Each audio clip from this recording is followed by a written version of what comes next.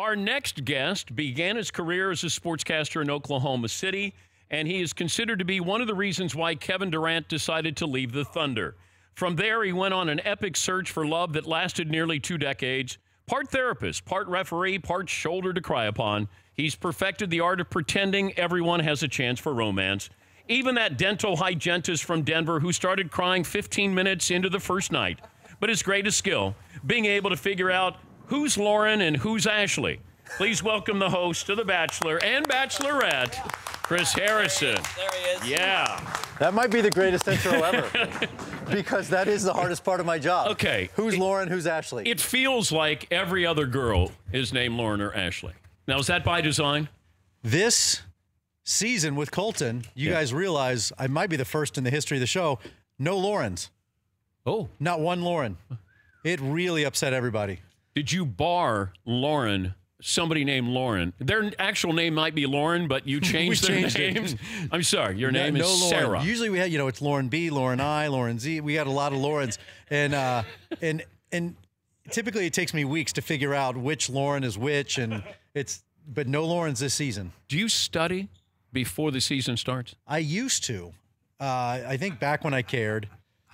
No, I used to, honest to God, just because coming from my sportscasting days and all that, I would pregame, and I used to know everybody's name, their hometown, their little bios. Night one, they would walk out of the limo, and I'm like, okay, that's Kelly. She's from St. Louis. I used to know all that.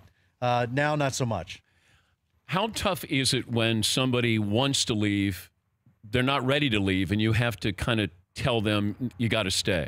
Like, do you have to, part-time therapist, I'm guessing, Right. but do you have to talk, how often do you talk contestants off the edge?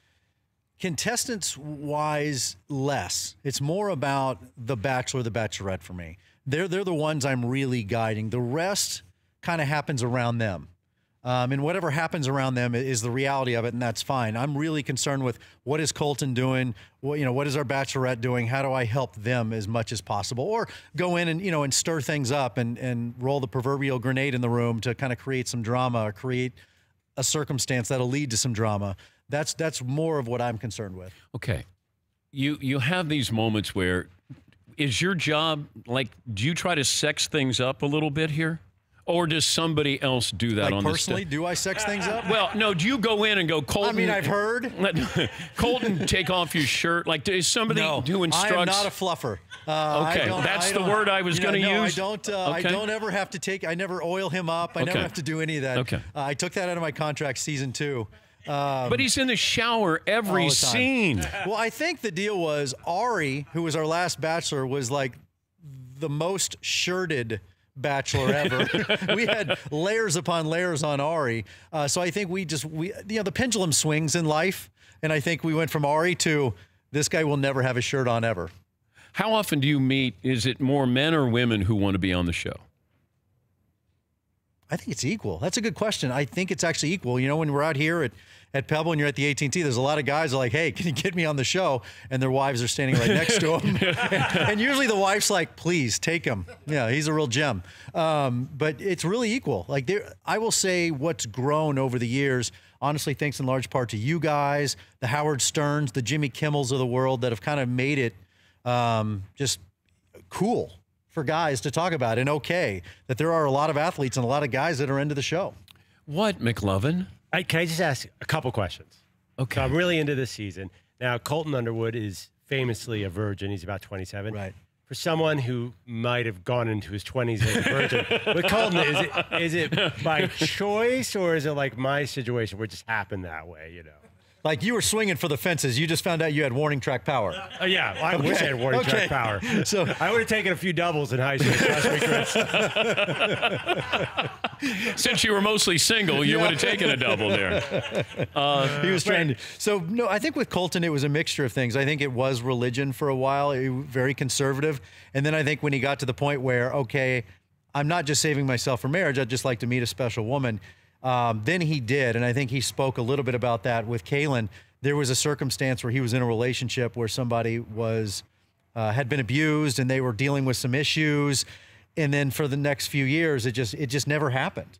And then as he told me, maybe it would have happened with Becca, but she dumped me before we got to Fantasy Suite. So it was started with religion. He is a conservative guy, but then circumstances kind of led him to where he is today. Yes, McLovin. One more. Okay, so this season, I saw a tease that a woman said she was really uncomfortable with the fact that Colton is courting all these other women too. And I've heard that before. How could a contestant say I'm uncomfortable with it? They know what they're getting into, but once they're there, they're like, I'm uncomfortable with this format. Well, and that's happened many times where they'll say anything along those lines. And early on, I get it. There was some naivete and there was some innocence. We've been on for 17 years. You can do a little homework and watch the show before you come on. And it always cracks me up if someone says, "Oh, I've never seen the show before." I'm like, "Yeah, you have. If you're on the show, you've seen the show." He's Chris Harrison, host of The Bachelor. The Bachelor this season, Colton Underwood, and it airs Monday at 8 p.m. on ABC. Accidental nudity? Like, how much nudity are you exposed to on the show? Too much. Too much. Really? Yeah. There's a lot, a lot of times, unfortunately, with and it never happens with the person you would like. It's never the Bachelorette. It's always with Colton or Ari, and I'm like, oh boy, because oftentimes we are somewhere around the world and getting changed in the back of vans, and I mean, it's not as glamorous as it seems sometimes. With these crazy locations, if we're on a glacier or whatever, and you're just huddled for warmth, and you got to change real quick, and so unfortunately, it's kind of like a nude beach. It's never who you want to be on the nude beach. Did you almost retire as the host? No, I love I still love what I do, and I still have that passion.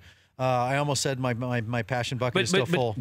And by the way, you did give a shout out passion bucket. I didn't almost retire. Why? What have you heard? Well, no, because they did sort of a retrospective. I know. And then I thought I got a lot of calls. So we did this big premiere this year. Mainly, it was to get out of the way of the national championship game. ABC's like, look, just fill the time. But we were shooting in Dallas. They had my mom, and then I thought they were just going to pull up some embarrassing photos and maybe a video or something. And they showed this amazingly touching retrospective video and I thought, I'm either A, dying, or B, I'm fired or retiring. So I haven't heard the latest, but I think I'm still around. All right. My mom won't tell me. If you lose that job, what's the ideal sports job you'd like? I think it would be golf. It would be the 18th tower. I'll knock Jim Nantz off, take his job. Do you think you could take Nantz? I can say hello, friends. All right. All right. No, it's. I would think I would love going back to sportscasting. Would be doing play-by-play somewhere. Football. My goal in life was to be the voice of the Dallas Cowboys. That's all I ever wanted to do was move back home to Dallas, be a sportscaster, be the voice of the Cowboys. But I think now golf. Didn't you sneak into a Cowboys Super Bowl? Super Bowl 30. How'd you do it? My late boss, mentor, Bill Tegans, and we had press passes, but back then, the main guy would get an actual ticket to go in and watch the game, and I was going to go to an auxiliary tent. And we're in Tempe at Arizona, and Cowboys Steelers, and I just started walking with him. He said, well, walk with me as far as you can, then you'll have to go to the tent, and I'll go in. And back then, pre-9/11, all that stuff, a lot less security.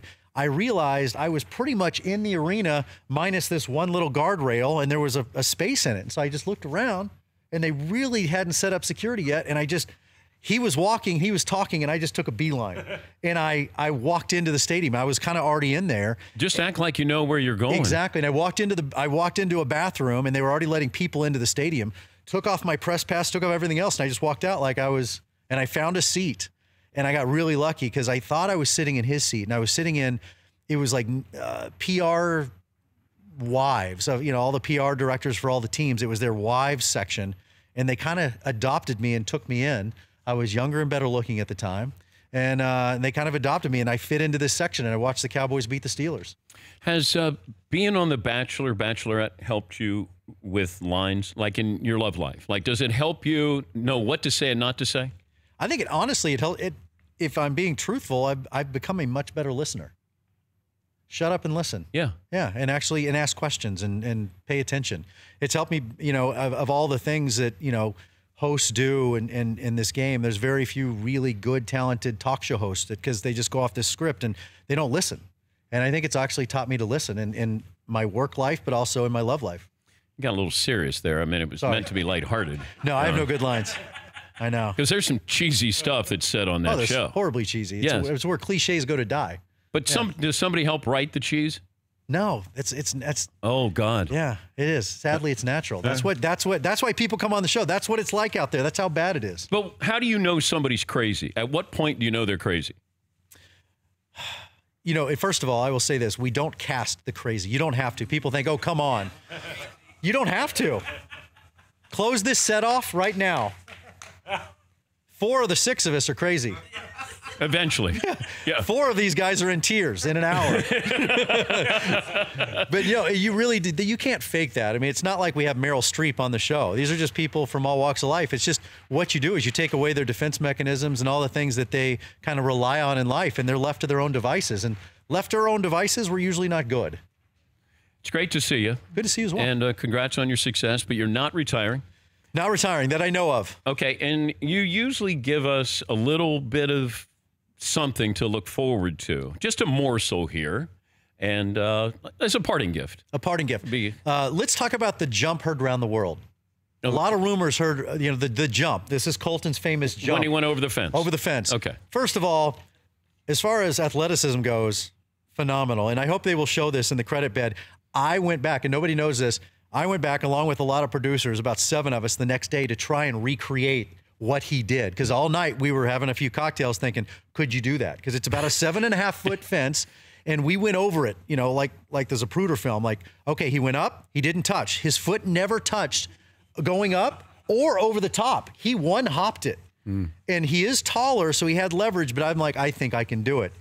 It took me 3 or 4 tries. I did it, and then some producers tried. Not easy. But that is coming up in a few weeks. Does Colton find love? That's all I care about, Chris. I don't know if we've revealed that yet. Will he be a virgin at the end of this? That's Yes. the big question. Will he? Does he have warning track power? Can he put it over the fence? That's the big question. Will he be a virgin at the end of The Bachelor? Can't reveal that. Well, give me a shot here. I'll say this. I'll say he's happy. He's really happy.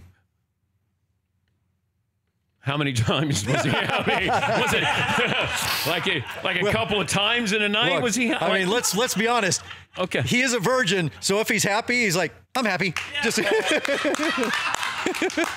He's the host of The Bachelor, Colton Underwood. The Star Bachelor airs Monday at 8 Eastern. He's Chris Harrison. Chris, thanks for joining us Good to as see you, always. bud. Thanks, guys. For more Dan Patrick Show, tune to Audience Channel 239 on DirecTV or download the Dan Patrick Show app.